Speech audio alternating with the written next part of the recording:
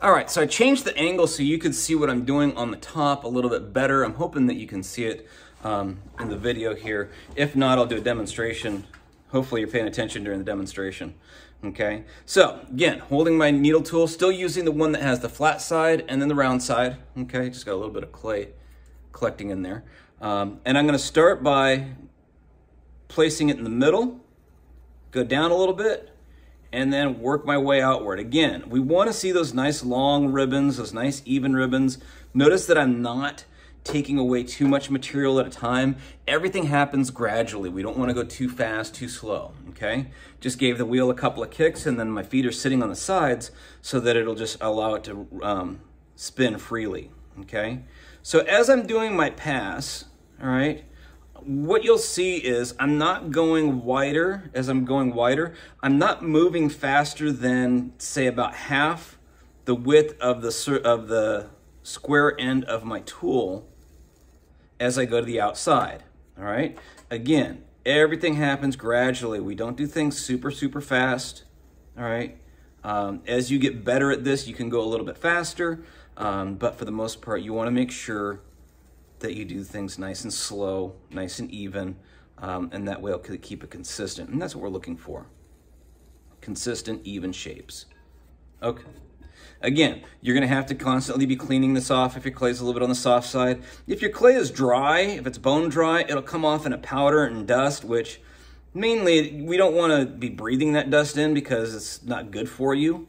The other reason is because it'll also wear out the tools very quickly. Just like before when we were using the wheel, okay, you can always stop, take your hands away, and then reset your hands and start over again. You do not have to constantly have something in contact with the clay. It's not that important, okay? Oh, wait, I don't like that. I'm gonna stop, get rid of that, and then I'm gonna continue right where I left off. There's nothing wrong with doing that, okay? So keep that in mind. You can see that I'm starting to get a little bit of a indentation there, barely. I don't know if you can see that in the video. Hopefully it shows up good enough. All right, so I'm gonna go ahead and do a little bit deeper pass.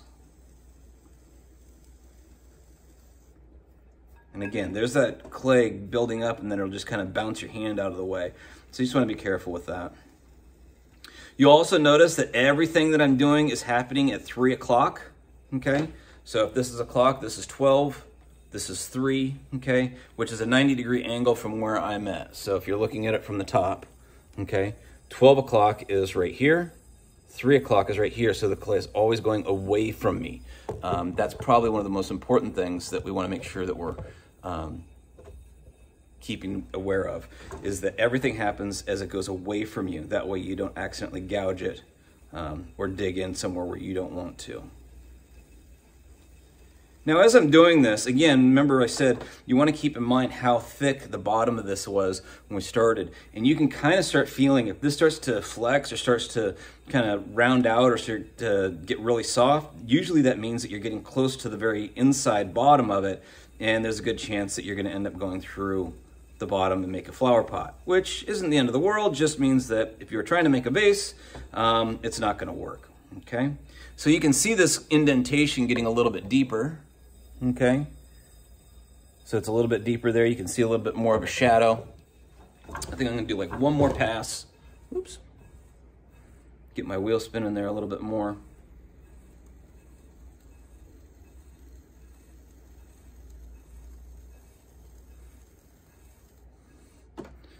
Clear that off, okay?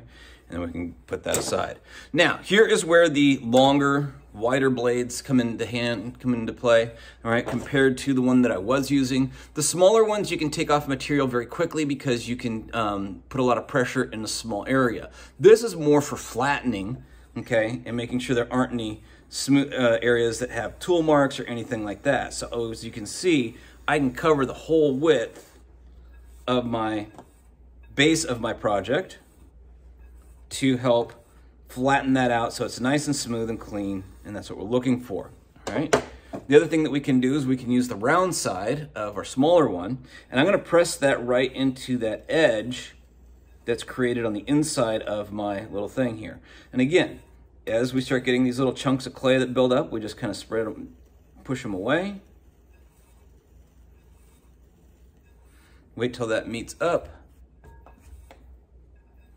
And again, because this is soft, I can kind of use my finger. Fingers are great for this, especially if you don't have long fingernails, ladies, unfortunately. That's just one of the things, okay? But you can make sure that it's nice and smooth. Get my wheel spinning up there again. And what I'm doing is I'm creating a nice smooth transition from the bottom of my project to where the foot's gonna begin, okay? Do some final shaping of the foot, and then we'll be done. So the outside edge here, this is a little bit rough. Bring this back down to here, okay? This is gonna go back to that idea of turning on the wheel, kind of like you do on a lathe, like I mentioned, okay? So watch what I do here. I'm gonna take my tool, my round side, okay?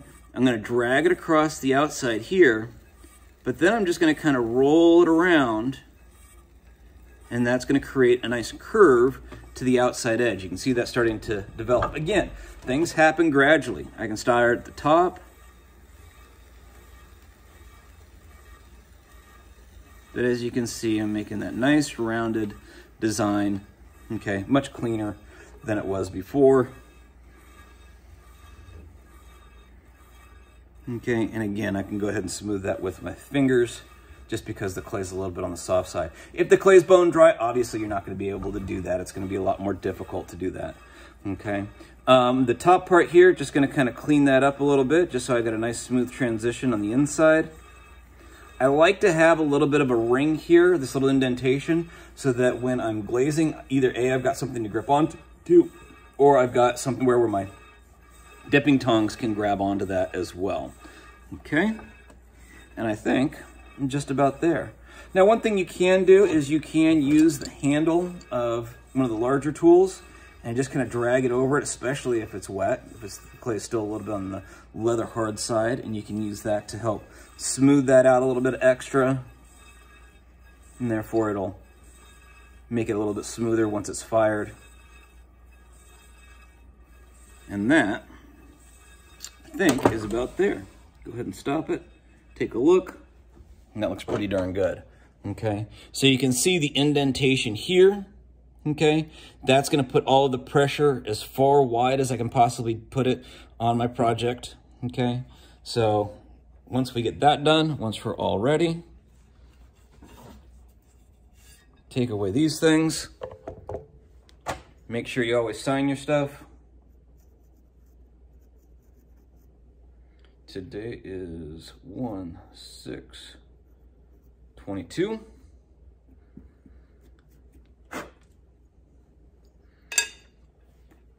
And there you go. There's your vase, all completed. This is ready to be fired. Fill out your project form, make sure you get that signed off, and then make sure you put it over to be turned in. And that is how you trim a foot onto the bottom of your project.